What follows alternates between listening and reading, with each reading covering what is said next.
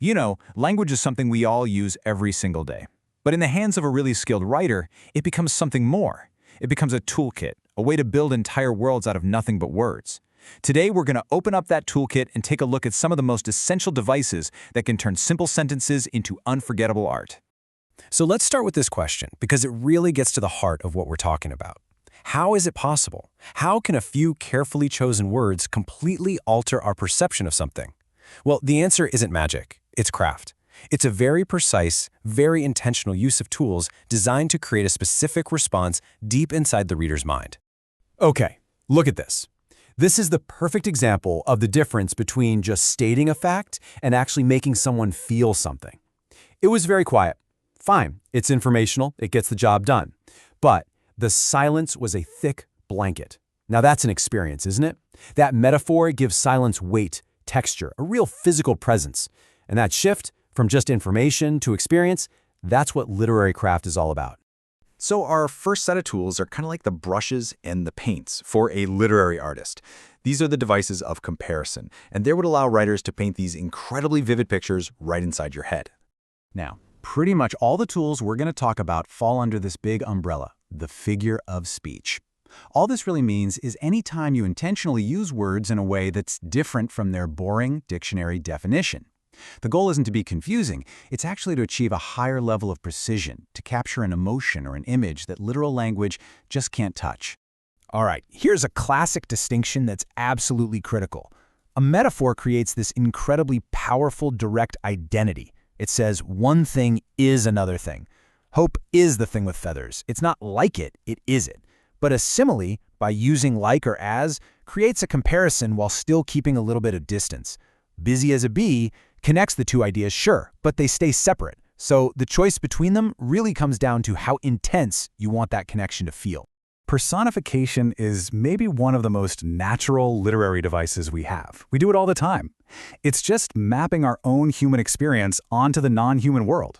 And by giving an object or an idea human traits, the writer creates this instant connection, this bridge of understanding for the reader. And this example just illustrates it perfectly. I mean, a cactus can't feel anger, right? Of course not. But by calling it angry, the writer completely transforms a simple physical trait, its sharp needles, into a motivation. So now we don't just see the cactus as sharp, we see it as having a kind of intent, a personality. It gives it character. So we've talked about how writers create these visual images. Now let's switch gears to a totally different sense.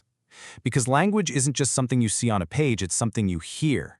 The best writing doesn't just appeal to the mind's eye, it appeals to the mind's ear. It creates what we can call the music of language. Alliteration. You've definitely run into this one before. It's when you repeat those initial consonant sounds in words that are close together. And this is not just for decoration, you know. That repetition creates this kind of sound-based link between the words, which makes a phrase more memorable, more rhythmic, and just more satisfying to hear. It's a technique that's been around forever, from ancient poems to modern-day advertising, for that exact reason. You can really hear the effect, can't you? That popping P sound has a playful bounce to it. The soft F sound almost makes you hear the whisper of the fire. And those S and sh sounds, they really mimic the gentle sound of waves on the shore. In every case, the sound is reinforcing the meaning. Now, while alliteration can suggest a sound, some words take it a whole step further. They don't just imply a sound. They don't just describe it. They actually embody it. The word itself is the sound. And there you have it, onomatopoeia. This is the most direct connection you can get between language and the real world. It completely bypasses abstract description and just drops the sound right into your imagination. It's immediate, it's visceral, and it's incredibly effective. Okay, let's go a little deeper now. We're going to move into a more subtle layer of meaning. These next tools, they don't work on direct comparison or sound. Instead, they rely on this rich web of associations, context, and what the reader expects to happen. Metonymy. It sounds complicated, I know, but it's really a kind of sophisticated shorthand. Instead of saying a big complex idea, like diplomacy is often more effective than warfare, we just use objects that are closely associated with those ideas. The pen is mightier than the sword. Our brains make that connection instantly. It's more elegant, it's more concise, and honestly, it's way more powerful. Next up, we have irony. Irony gets all of its power from the gap between our expectations and reality. In this specific example, a lifeguard drowning, this is what we call situational irony. The result is the complete, tragic opposite of what anyone would ever expect. And that violation of our expectations, it forces us to think about the bigger, often unpredictable forces at play in a story. Okay, for our final section, let's zoom out. We've been looking at the individual bricks, the figures of speech. Now let's take a look at the blueprint for the entire building, the architecture of the story itself. At the very heart of any story is its plot. And a plot isn't just a list of events, this happened, then this happened. No way. It's the carefully built engine of the story. It's an interconnected chain of cause and effect that pulls the reader forward through tension and conflict, all the way to a final resolution. And this fundamental structure, this is what's known as the narrative arc. From ancient myths to the latest blockbuster movie, this pattern of setting things up, building the action, hitting a climax, and then resolving everything, it's almost universal. And that's because it provides this really psychologically satisfying journey for us.